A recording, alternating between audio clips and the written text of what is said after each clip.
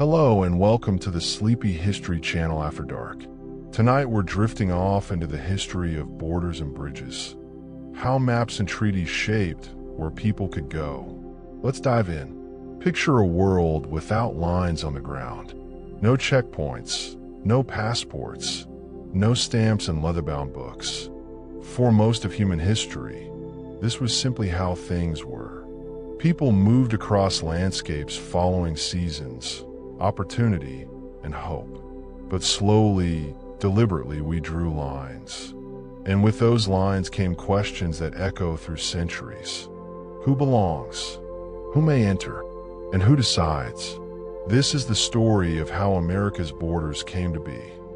Not through grand proclamations alone, but through countless small decisions, treaties signed in candlelight, and the footsteps of millions who crossed into the unknown. Let's begin where all American immigration stories begin, before there were borders at all. Long before the first European ships appeared on the horizon, this land already knew migration. For more than 15,000 years, indigenous peoples moved across what we now call North America, following hunting grounds and trading routes that stretched from coast to coast. The Haudenosaunee traveled between the Great Lakes and the Atlantic. The Lakota moved with the buffalo across endless grassland. These weren't borders, they were territories, fluid and negotiated through council, kinship, and sometimes conflict. The Bering Land Bridge, which connected Asia to North America during the last ice age, allowed the first peoples to cross into the Americas somewhere between 15,000 and 20,000 years ago. The original transnational migration that would eventually populate two entire continents. But in 1492, everything changed. Not immediately, and not all at once. But change came nonetheless.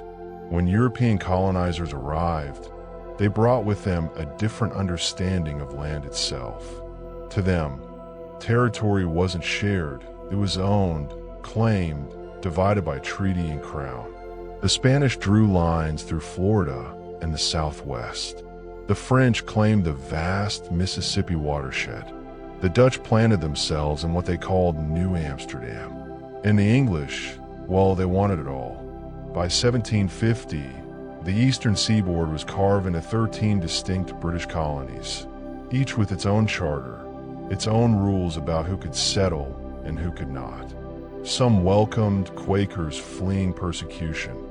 Others built their wealth on enslaved Africans who had no choice in their crossing at all. These early colonial borders weren't about keeping people out. They were about controlling who came in and under what terms. Indenture, enslavement, religious freedom, economic opportunity. The reasons people crossed were as varied as the people themselves. In 1776, 13 colonies declared themselves something new, a nation. But what were its borders? Where did America end and somewhere else begin? The Treaty of Paris in 1783 established America's first official international border, drawing a line from the Atlantic Ocean along the Great Lakes to the Mississippi River. For the first time, there was an outside and an inside, though that line ran straight through indigenous territories that had never agreed to any such division. The new nation faced an immediate question: who could become American? In 1790, Congress passed the first naturalization law, establishing that any free white person who had lived in the United States for 2 years could apply for citizenship. It was America's first official answer to an eternal question, and it excluded everyone who wasn't white and European from the very possibility of belonging. But borders are restless things. They shift and expand.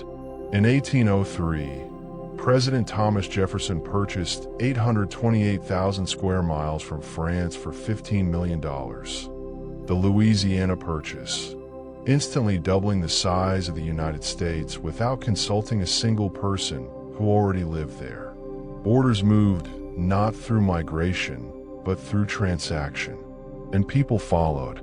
Between 1790 and 1820, the U.S. population grew from 3.9 million to 9.6 million. Some came from overseas, Irish, German, English immigrants seeking land and work. Others were born into the expanding nation, and hundreds of thousands came in chains, forced across the Atlantic in one of history's darkest migrations. By 1808, Congress banned the international slave trade, making it illegal to import enslaved people from Africa. Though slavery itself continued, and the domestic trade flourished for another half-century, it was a border law that changed who could be brought across, but did nothing for those already trapped within. As the 19th century unfolded, America's borders stretched westward through war, purchase, and manifest destiny. The Mexican-American War added California, Nevada, Utah, Arizona, and New Mexico. The Oregon Treaty settled the northwestern boundary with British Canada. By 1850, the United States reached from sea to shining sea. And with that expansion came an explosion of immigration unlike anything the world had seen. Between 1840 and 1860, over 4 million immigrants arrived in America, fleeing the Irish potato famine, German political upheaval, and Scandinavian poverty. Most arrived with nothing but hope and the willingness to work. There were no visa applications, no quotas, no required paperwork. If you could afford passage and weren't obviously ill, you could enter. For Europeans, at least.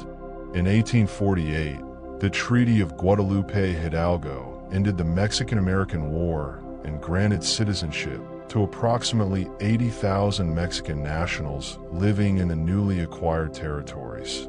One of the largest mass naturalizations in American history, though the promise of equality often fell short in practice. But even as some gates opened, others began to close. In 1855, New York opened Castle Garden, America's first official immigrant processing center, where new arrivals were registered, examined, and either admitted or turned away. It was the beginning of border control as we know it, a bureaucracy deciding who belonged before they ever set foot on American soil. The challenge was always the same, balancing the dream of openness with the fear of the unfamiliar, the benefits of new labor, new ideas, new energy, against the anxiety that too much change, too quickly, might transform America into something unrecognizable. When America's borders had stretched to embrace an entire continent, and millions were crossing oceans to reach them, the pattern seemed set. Come if you can, build if you're able, become American. But patterns break, and in the decades that followed, the United States would learn something about itself. That the promise of openness has always lived in tension with the impulse to protect, to preserve, to decide who truly belongs. The California Gold Rush of 1849 brought people from everywhere, including tens of thousands from China. They came seeking fortune like everyone else, but many stayed to build. They laid railroad tracks, worked in mines, opened laundries and restaurants. By 1870, there were over 63,000 Chinese immigrants in the United States, most of them in California. But prosperity breeds resentment, especially in hard times. In 1882, Congress passed the Chinese Exclusion Act, the first federal law to explicitly ban immigration based on nationality and race. It prohibited Chinese laborers from entering the United States for 10 years, a period that would be extended repeatedly until 1943. For the first time, America had declared an entire people unwelcome. This wasn't just a law, it was a philosophy taking shape. That borders could be tools of selection, that America could choose not just individuals, but entire groups to keep out. Just a year earlier, in 1881, The Hebrew Immigrant Aid Society was founded to assist Jewish refugees fleeing pogroms in Russia and Eastern Europe. Over the next 4 decades, more than 2 million Jewish immigrants would arrive, many through Ellis Island, transforming American cities and culture, even as other groups faced the door swinging shut. The contradiction was stark. Some fled persecution and found sanctuary. Others fled the same and found rejection. The difference often came down to nothing more than where you were born and what you looked like. By 1890, immigration patterns had fundamentally shifted. Where once most newcomers came from Northern and Western Europe, Britain, Ireland, Germany, Scandinavia, now they arrived from Southern and Eastern Europe, Italy, Poland, Russia, Greece. They spoke different languages, practiced different faiths, wore different clothes. And America grew uneasy. On January 1st, 1892, Ellis Island opened its doors in New York Harbor, replacing Castle Garden as America's primary immigration processing center. Over the next 62 years, more than 12 million immigrants would pass through its Great Hall. Roughly 40% of all Americans today can trace their ancestry to someone processed on that small island. But Ellis Island wasn't just a welcome center. It was a filter. Doctors examined eyes for trachoma, checked posture for signs of disability, marked coats with chalk if something seemed wrong. H for heart problems, L for lameness, X for suspected mental illness. If you were marked, you were pulled aside for further inspection. About 2% were turned away entirely, sent back across the ocean after coming so far. Immigration inspectors at Ellis Island asked 29 questions of every arrival. Do you have a job waiting? How much money do you have? Have you ever been imprisoned? The questions were designed to identify those who might become public charges, too poor, too sick, too likely to need help. Self-sufficiency was becoming a requirement for entry. The process could take hours or days. Most passed through in 4 to 5 hours, but some waited in dormitories for weeks while their cases were decided. And all the while, they could see Manhattan across the water. America, so close, yet still uncertain. For those crossing the border from Mexico or Canada, the experience was entirely different. There were no massive processing centers, no medical examinations, number 29 questions. Until 1924, the U.S.-Mexico border remained largely open and unregulated, with people crossing freely for work, trade, and family visits. Mexicans could enter, work seasonally, and return home with little bureaucratic interference, a fluidity that would later seem almost impossible to imagine. The northern border was similarly porous. Canadians and Americans moved back and forth with ease, their shared language and culture making them seem less foreign, less threatening. The border existed on maps, but barely existed in daily life. World War I changed everything. Fear of foreign radicalism, of anarchists and communists, swept through America. The Red Scare gripped the nation, and immigration, once seen as a source of strength, began to look like a vulnerability. In 1917, Congress passed the Immigration Act over President Wilson's veto, imposing a literacy test on all immigrants over age 16. They had to prove they could read at least 40 words in some language, any language. It was designed to reduce immigration from Southern and Eastern Europe, where literacy rates were lower, without explicitly saying so. But that wasn't enough for those who wanted to preserve what they imagined America had been. The Immigration Act of 1924, the Johnson-Reed Act, established the first comprehensive national quota system, limiting immigration from any country to 2% of the number of people from that country already living in the U.S. as of the 1890 census. The choice of 1890 was deliberate. It froze immigration patterns before the Great Wave from Southern and Eastern Europe began. Italian immigration dropped by 90%. Polish and Russian immigration nearly stopped entirely. The law also completely prohibited immigration from Asia, expanding the Chinese Exclusion Act to include Japanese, Korean, and other Asian peoples. The message was unmistakable. America wanted to remain predominantly white and Northern European. Yet even as these restrictive laws took hold, people kept coming, kept crossing, kept hoping. They just found different routes. The southern border, long informal and open, began to see increased migration as European quotas tightened. Mexican workers crossed to harvest crops, build railroads, work in mines. They weren't counted in the quotas, not yet. The agricultural economy of the Southwest depended on their labor, and dependency creates exceptions. The U.S. Border Patrol was established in 1924, the same year as the quota system.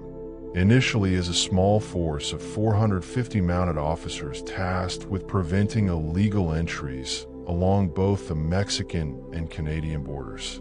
For the first time, America was actively patrolling its land borders, turning geographic lines into enforced boundaries. By the mid-1920s, the transformation was complete. America had moved from a nation of relatively open borders to one of gates, guards, and carefully calculated quotas. The benefits of immigration, labor, innovation, cultural richness now had to be weighed against fears both real and imagined. The question was no longer, can you get here, but will we let you in? And the answer depended on mathematics, nationality, and an idea of America that looked backward instead of forward. The golden door hadn't closed entirely, but it had narrowed to a crack, and only certain people could slip through. Then came the 1930s. Economic collapse, rising fascism in Europe, millions fleeing persecution with nowhere to go. And America, looking inward during the Great Depression, would face its most profound moral test. When people desperately need refuge, do borders protect us, or do they betray our deepest values? When the stock market crashed in 1929, jobs vanished overnight. Bread lines stretched around blocks. Farms turned to dust. And suddenly, immigrants weren't seen as necessary labor. They were competition for work that didn't exist. During the Great Depression, the United States actually experienced negative net migration for the first time in its history. More people left America than arrived between 1930 and 1940. Some returned home voluntarily. Others were forced out in what became known as Mexican Repatriation, where an estimated 500,000 to 2 million people of Mexican descent, including many U.S. citizens, were pressured or coerced into leaving the country. Communities that had lived in Texas, California, and the Southwest for generations found themselves loaded onto trains and sent across a border that felt increasingly arbitrary. American citizens, sent away from the only home they'd known, because they looked like they might be foreign. The irony was bitter. Borders that had been fluid for commerce and labor suddenly hardened when economic fear took hold. Meanwhile, across the Atlantic, a different kind of crisis was unfolding. Adolf Hitler rose to power in 1933. The Nuremberg Laws stripped Jewish Germans of their citizenship in 1935.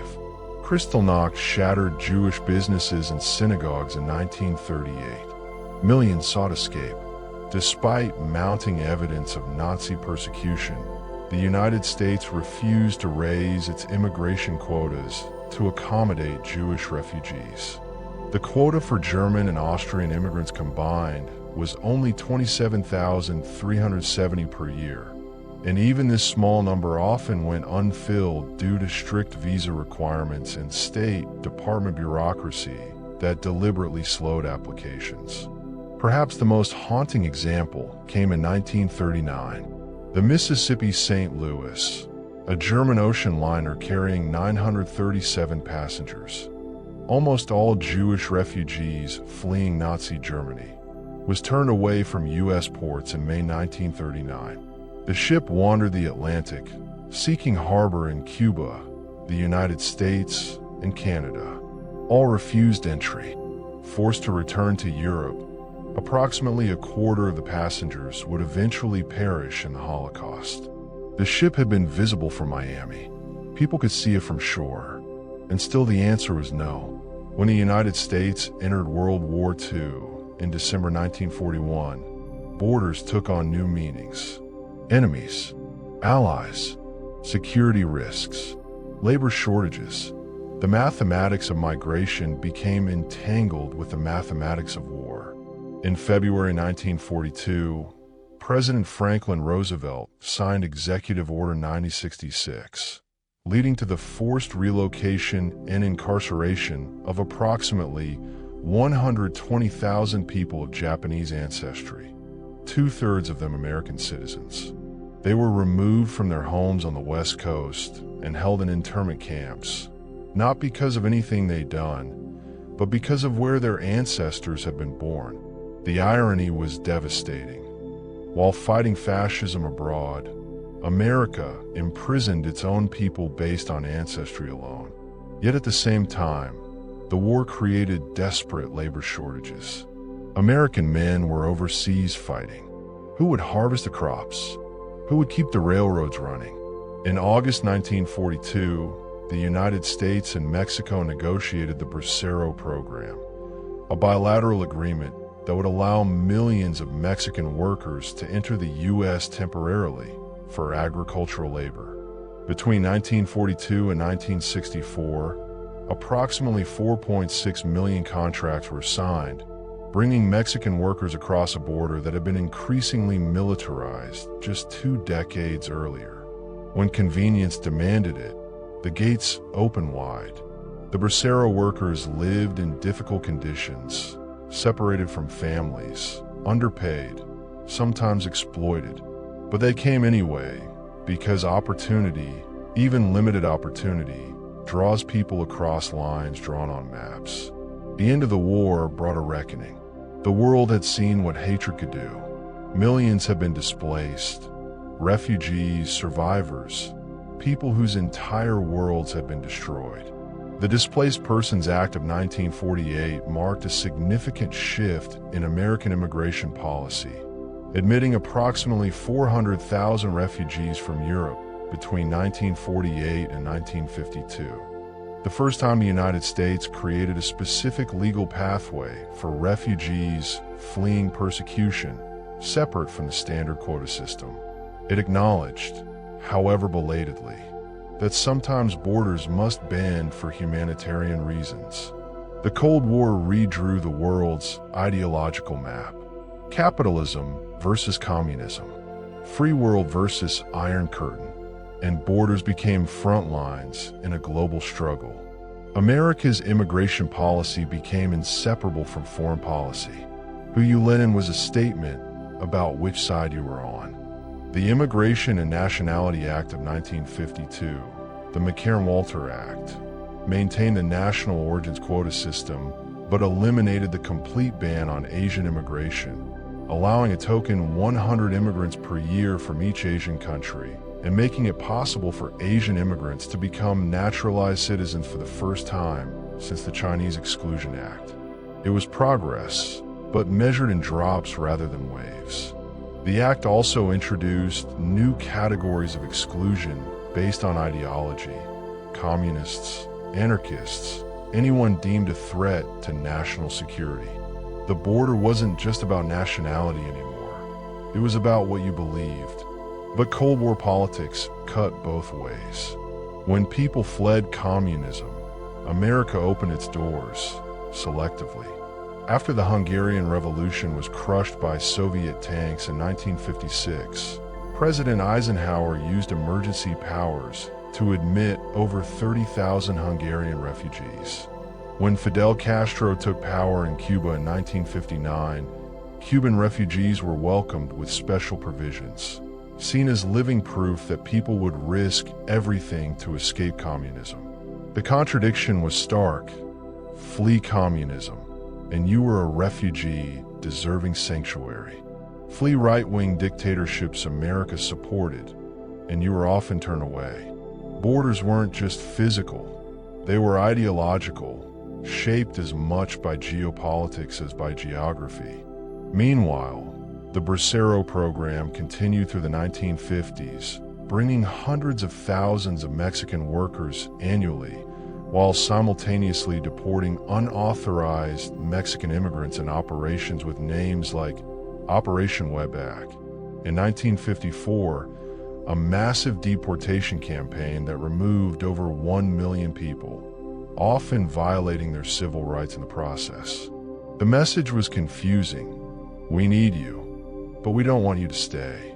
Come work, but don't belong. By the end of the 1950s, America's borders had become something complex and contradictory. Walls for some, doors for others, determined less by consistent principle than by political expediency and economic need. The benefits and challenges of migration had never been clearer. Labor when needed, refuge when politically useful, exclusion when fear took hold.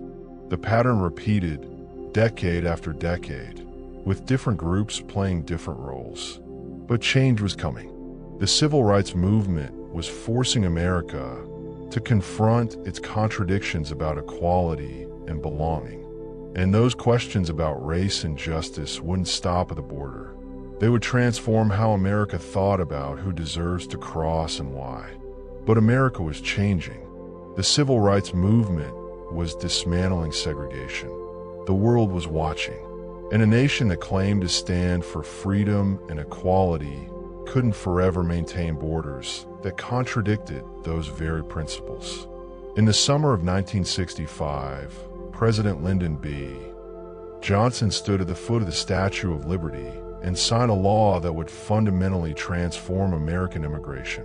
The Immigration and Nationality Act of 1965, the Hart-Celler Act, abolished the national origins quota system that had governed American immigration for 41 years. Instead of favoring Northern Europeans, it created a preference system based on family reunification and needed skills. With a cap of 170,000 immigrants from the Eastern Hemisphere and 120,000 from the Western Hemisphere. For the first time, no country would be explicitly favored based on the ethnicity of its people. Johnson called it a reform that would repair a very deep and painful flaw in the fabric of American justice.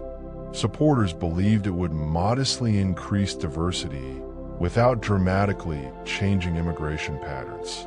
They were wrong about the second part. Within a decade, immigration from Asia, Latin America, Africa, and the Middle East surged. Family reunification provisions meant that one immigrant could eventually bring parents, siblings, spouses, and children, creating what critics called chain migration and supporters called family unity. The face of American immigration transformed almost overnight. In 1960, 75% of immigrants to the United States came from Europe. By 1990, only 22% did. The majority now came from Latin America, 44%, and Asia, 25%. The law hadn't just opened the door, it had changed who was walking through it. The shift brought immense benefits. Doctors from India and the Philippines filled critical healthcare shortages. Engineers from Taiwan and Korea drove technological innovation. Entrepreneurs from around the world started businesses that created jobs. American culture grew richer, more diverse, more global, but also brought challenges. Communities that had been predominantly white and European descended suddenly looked different, sounded different, worshiped differently. Integration wasn't automatic. Schools struggled with language barriers. Some neighborhoods felt transformed beyond recognition. The tension between change and continuity, between welcoming newcomers and preserving familiar patterns, grew sharper. While legal immigration was being reformed, the world kept producing crises that sent people fleeing, and America had to decide, again and again, who deserved sanctuary. The Vietnam War ended in 1975 with the fall of Saigon. Hundreds of thousands of South Vietnamese, Cambodians, and Laotians who had allied with the United States faced persecution, imprisonment, or death. Desperate, they took to the sea in overcrowded boats, hoping someone, somewhere, would let them land. Between 1975 and 1995, the United States admitted approximately 1.3 million refugees from Southeast Asia, the largest refugee resettlement in American history. Many arrived with nothing but the clothes they wore.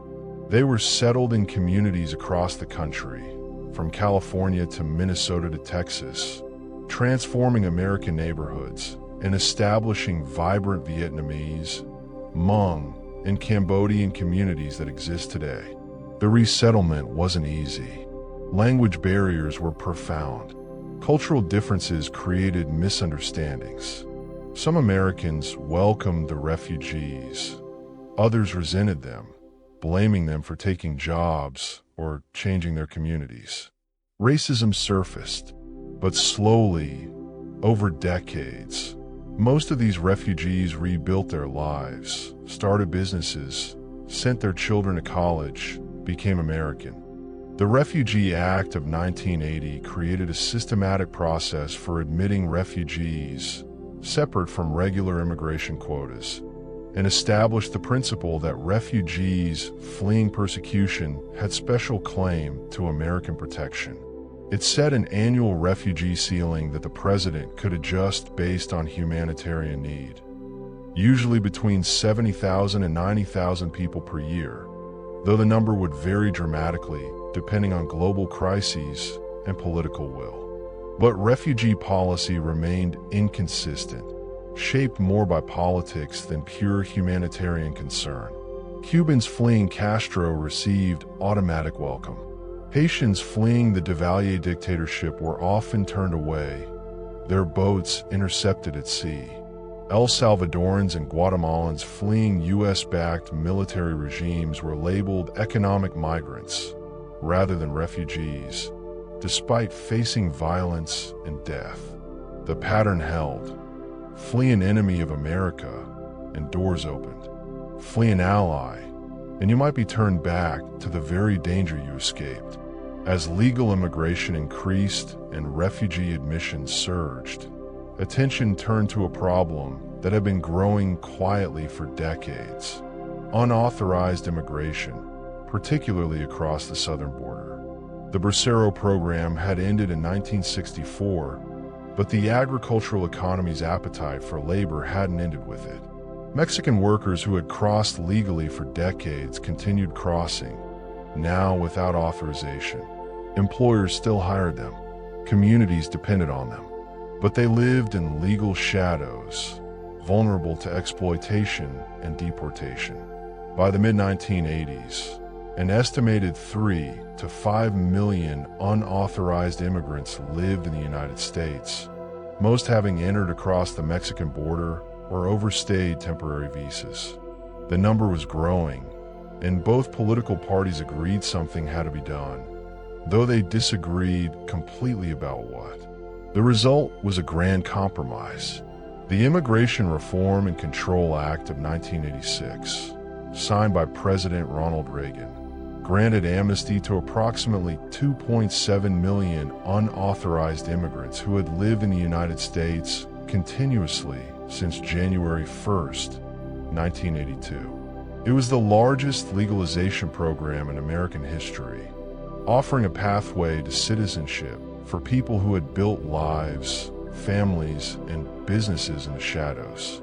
In exchange, the law imposed penalties on employers who knowingly hired unauthorized workers and increased border enforcement funding.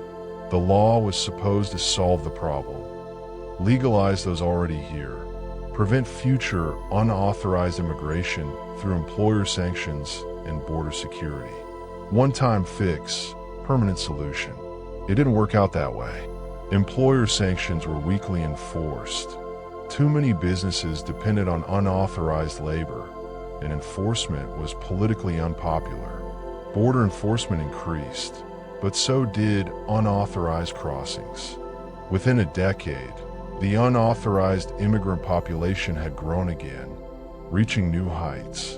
In 1994, the U.S. Border Patrol launched Operation Gatekeeper in San Diego, dramatically increasing agents, fencing, and surveillance technology along the most heavily crossed sections of the border. The strategy was prevention through deterrence. Make urban crossing points so difficult that people would give up. Instead, crossings shifted to remote desert areas, making the journey far more dangerous. Hundreds began dying each year from heat, dehydration, and exposure, a humanitarian crisis emerging directly from enforcement policy. By the mid-1990s, America's immigration system had been thoroughly rebuilt, but the challenges hadn't disappeared. They'd simply evolved. Legal immigration was more diverse and family-centered than ever before.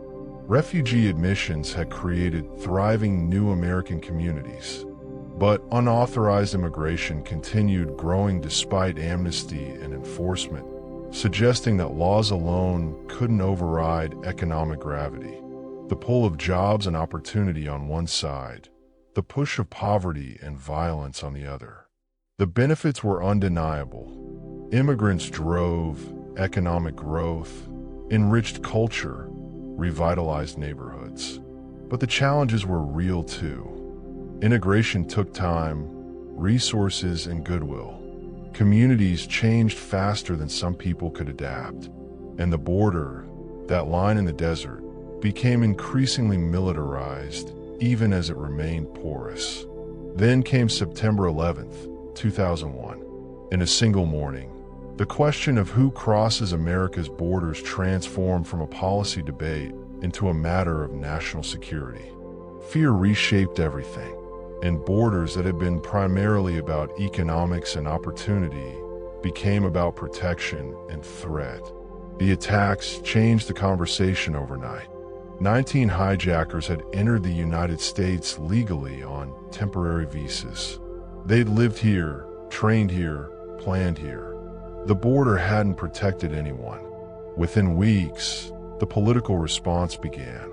In November 2002, Congress created the Department of Homeland Security, consolidating 22 different federal agencies, including the Immigration and Naturalization Service, Customs, and the Border Patrol, into a single cabinet-level department focused on national security.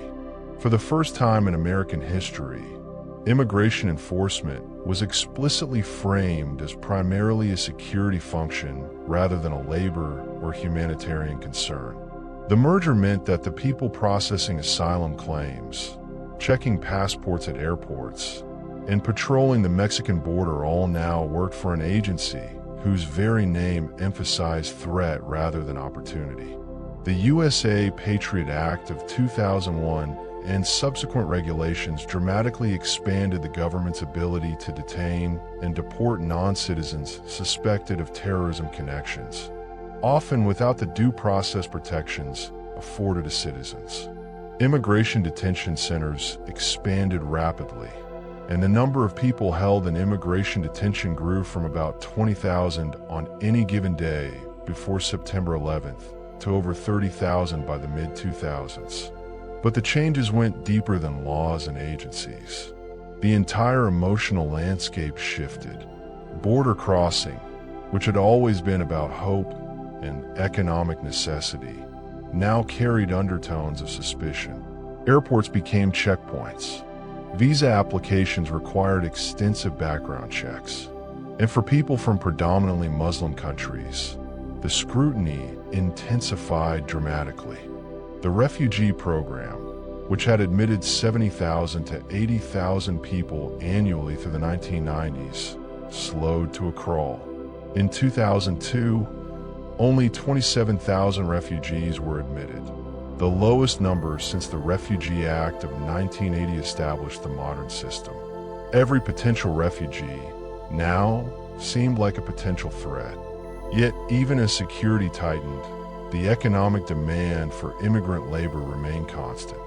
Agriculture, construction, hospitality, food processing, all depended on workers willing to do difficult jobs for modest wages. And most of those workers were crossing without authorization. The early 2000s saw a dramatic escalation in border enforcement, particularly along the southern border. What had begun in the 1990s with Operation Gatekeeper now expanded into a comprehensive security infrastructure. The Secure Fence Act of 2006, passed with bipartisan support and signed by President George W. Bush, authorized the construction of approximately 700 miles of fencing along the U.S.-Mexico border. By 2015, roughly 650 miles of barriers had been built, a mix of vehicle barriers, pedestrian fencing, and walls, transforming the border from an imaginary line into a physical barrier visible from space. The fence didn't stop crossings, it redirected them, pushing people into more remote and dangerous terrain. The death toll climbed. What had been hundreds of deaths per year in the mid-1990s grew to several hundred annually. Men, women, and sometimes children dying in the Arizona desert pursuing the same dreams that had drawn people to America for centuries. By 2007, the unauthorized immigrant population in the United States reached an estimated peak of 12.2 million people, roughly 4% of the entire U.S. population. They worked in restaurants, cleaned office buildings, picked fruits and vegetables, framed houses, cared for children and elderly relatives. They were integral to the economy, yet lived in constant fear of detention and deportation. Congress attempted comprehensive immigration reform multiple times. In 2006, 2007, and 2013, trying to repeat the 1986 formula. Legalize those already here, secure the border, create better legal pathways for future immigration. Each time the bills failed. The political consensus that had existed in 1986 had fractured completely. The right wanted enforcement first. The left wanted protection for those already here. And comprehensive solutions became politically impossible. Instead, enforcement intensified. During the Obama administration, 2009 to 2017, immigration enforcement reached unprecedented levels, with approximately 3 million deportations over 8 years, more than any previous administration. Deportations increasingly targeted not just border crossers but long-term residents, including people with American citizen children, splitting families and creating what critics called a deportation crisis. The impact rippled through communities. Children came home from school to find parents gone. Families lived in fear of routine traffic stops. Churches offered sanctuary. The border wasn't just at the geographic edge of the country anymore. It was everywhere, enforced through workplace raids, traffic checkpoints, and local police cooperation with federal immigration authorities. Amid the enforcement surge, a particular group captured public attention. Young people who had been brought to the United States as children, grown up American in every way except legal status. They spoke English, graduated from American schools, knew no other home. They were called Dreamers after the DREAM Act, Development, Relief, and Education for Alien Minors, a bill that would have provided them a pathway to citizenship. The DREAM Act was introduced in 2001. It failed. It was reintroduced repeatedly throughout the 2000s. It failed every time. In June 2012, unable to get congressional action, President Obama created the Deferred Action for Childhood Arrivals, DACA, program through executive action, providing temporary protection from deportation and work authorization to approximately 800,000 young, unauthorized immigrants who had arrived as children and met specific educational or military service requirements. It wasn't citizenship or even permanent legal status, just a renewable 2-year reprieve from deportation. But for many, it transformed their lives from shadow to light. DACA recipients, often called document, came out of the shadows. They went to college, started careers, bought homes, started businesses. They became teachers, nurses, engineers, entrepreneurs. They were American in every sense except the legal one. Living proof that immigration status was often an accident of circumstance rather than a measure of belonging or contribution. But DACA remained vulnerable, a policy rather than a law, subject to political winds. The 2010s also saw a shift in migration patterns that challenged assumptions about borders. By 2015, for the first time in decades, more Mexican immigrants were leaving the United States than arriving. The great wave of Mexican migration that had defined the late 20th century was ending, driven by improved economic conditions in Mexico, lower birth rates, increased border enforcement, and the lingering effects of the 2008 recession.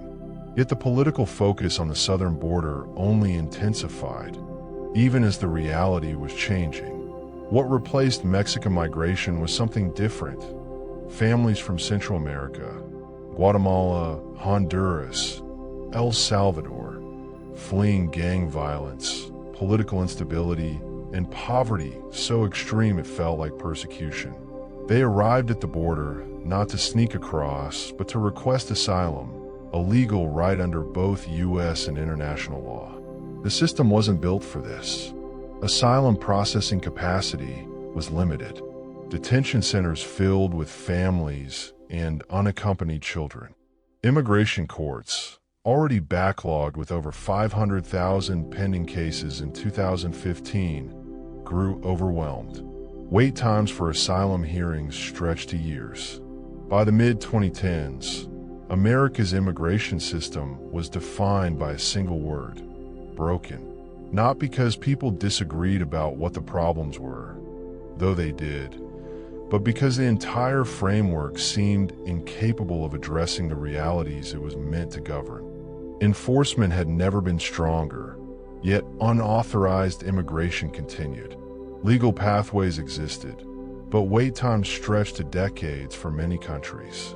Refugees faced increasing restrictions, even as global displacement reached historic highs. And underlying it all, the fundamental tension remained. America needed immigrant labor and benefited from immigrant contributions, but resisted acknowledging that need or creating systems that matched it. The benefits and challenges of migration had never been more visible. Immigrant entrepreneurs drove innovation. Immigrant workers sustained essential industries. But rapid demographic change created anxiety. Integration required investment, and trust in institutions to manage the process had eroded almost completely. The 2016 election made immigration the central issue in American politics in ways it hadn't been since the 1920s. Different visions competed: enforcement versus compassion, sovereignty versus openness, security versus welcome. In January 2017, the Trump administration implemented new immigration policies, including travel restrictions affecting several countries, increased interior enforcement, and prioritized border wall construction. The administration added approximately 450 miles of border barriers, though much replaced existing fencing. Supporters argued these measures enhanced national security and deterred illegal crossings. Critics contended they were unnecessarily restrictive and sometimes cruel. Meanwhile, at the southern border, the nature of migration continued shifting in ways that challenged traditional enforcement approaches. Between 2014 and 2019, Border Patrol apprehensions increasingly involved families and unaccompanied children from Central America rather than single adult men from Mexico. In fiscal year 2019, family unit apprehensions reached over 470,000, an unprecedented number that overwhelmed border facilities designed for single adults. These families weren't evading authorities. They were seeking them out to request asylum, a legal right under U.S. and international law. The challenge was clear: enforcement strategies designed for people trying to avoid detection didn't work for people actively seeking protection. Detention facilities filled beyond capacity. Immigration courts, already backlogged, faced impossible caseloads. The system strained under pressures it wasn't designed to handle. Among the most controversial responses was family separation. Children taken from parents at the border as a deterrence measure. Public outcry led to its official end in June 2018, though reunification challenges persisted for years. The policy illustrated how quickly border enforcement could cross lines that many Americans, regardless of political affiliation, found unacceptable. In response to the COVID-19 pandemic, the Trump administration invoked Title 42, a public health authority, to effectively close the southern border to asylum seekers, allowing Border Patrol to immediately expel migrants without asylum hearings. Between March 2020 and May 2023, when the policy finally ended under the Biden administration, over 2.8 million expulsions occurred under Title 42, effectively suspending the asylum system that both international and domestic law guaranteed. The pandemic revealed something fundamental. Borders could close almost completely when public health and political will aligned. International travel nearly stopped. Legal immigration processing slowed dramatically. The world experienced what sealed borders actually meant, and most people found themselves separated from loved ones or opportunities they'd taken for granted. During the pandemic, refugee admissions fell to historic lows. Just 11,814 refugees were resettled in fiscal year 2021, the lowest number since the modern refugee program began in 1980, even as global displacement reached over 80 million people worldwide. The Trump administration had set the ceiling at 15,000. The Biden administration raised it to 125,000, though actual admissions took time to scale up. When the Biden administration took office in January 2021, it promised a more humane approach to immigration. Some policies changed immediately. Family separation ended, DACA recipients received renewed protections, and refugee ceilings increased. The administration emphasized processing asylum claims rather than deterrence through enforcement alone. But the implementation proved far more complex than the promises. After Title 42 ended in May 2023, border encounters surged dramatically.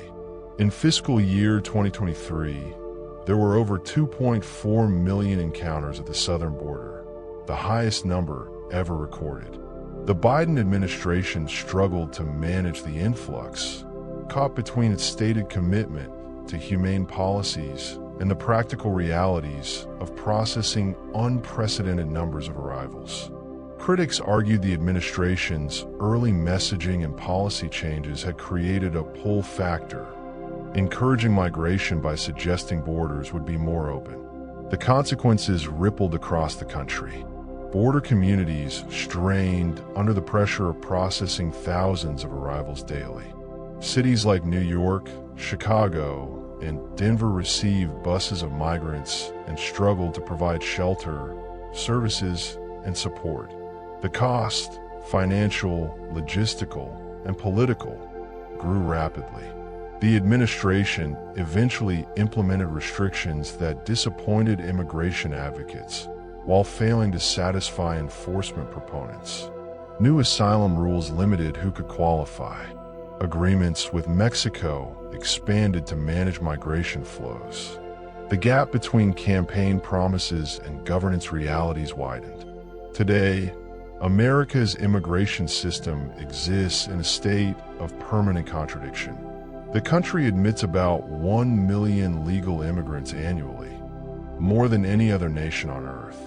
It's home to over 45 million foreign-born residents, roughly 14% of the population, a proportion not seen since the early 20th century. These immigrants and their children drive economic growth, start businesses at higher rates than native-born Americans, and revitalize communities that had been declining. As of 2024, immigrants make up approximately 18% of the U.S. workforce, overrepresented in both the highest and lowest skilled occupations, comprising 29% of physicians and surgeons, 36% of home health aides, and significant portions of agricultural workers, construction laborers, and food service workers. The economy depends on their labor in fundamental ways. Yet simultaneously, the unauthorized immigrant population, estimated at around 11 million people as of 2022, lives in legal limbo. They've been here for an average of 16 years. 2/3 have lived in the U.S. for over a decade. Many have American citizen children. They pay taxes, an estimated $11.74 billion annually in state and local taxes alone. But they have no pathway to legal status, no way to emerge from the shadows. The paradox deepens at the border itself. Enforcement infrastructure has never been more extensive. Over 19,000 Border Patrol agents, billions in technology and barriers, international agreements to prevent migration before it reaches U.S. soil. Yet people keep coming. The forces driving migration haven't changed. Violence in Honduras, poverty in Guatemala, political persecution in Venezuela, natural disasters amplified by climate change, and, on the other side, jobs that need workers and families desperate to reunite. Both political parties have struggled to address this reality. Enforcement alone hasn't worked. Decades of evidence prove it. But neither has the promise of more humane policies without the infrastructure and resources to implement them. Comprehensive reform remains politically impossible, leaving the system lurching between approaches without solving underlying challenges. And so we arrive at today, at this moment, where you're listening to this story and living within its ongoing chapters. The questions that faced the first European colonizers still face us. How do we decide who belongs? The questions that challenged the framers of the 1790 Naturalization Act remain. What defines American identity? The questions that haunted the authors of the Chinese Exclusion Act persist. Does welcoming newcomers threaten those already here? The history we've traced offers no simple answers. We've seen borders open and close, laws enacted and reformed, people welcomed and expelled. We've seen that economic need often overrides stated principles. That crisis reveals both generosity and failure. That every generation believes its immigration challenges are unprecedented, and every generation is both right and wrong. What we know for certain is this: people will keep crossing. They always have, drawn by hope, pushed by desperation, pulled by family, motivated by dreams that look remarkably similar whether voiced in 1850 or today. And America will keep deciding, in laws and policies, in courts and elections, in individual acts of welcome or rejection, what those crossings mean. The border is both real and imaginary, a line on a map and a statement of values. It's a bridge when we choose to build one, a barrier when we believe we need protection. The story isn't over. It never will be, because as long as inequality exists, as long as some places offer opportunity, while others offer only hardship, people will seek to cross from one to the other. The only question is, when they arrive, who will we choose to be? That concludes this journey through the history of America's borders and bridges. Thank you for listening, and please be sure and subscribe and turn on notifications so you know when the next journey through history is posted. Thanks again, and have a good night.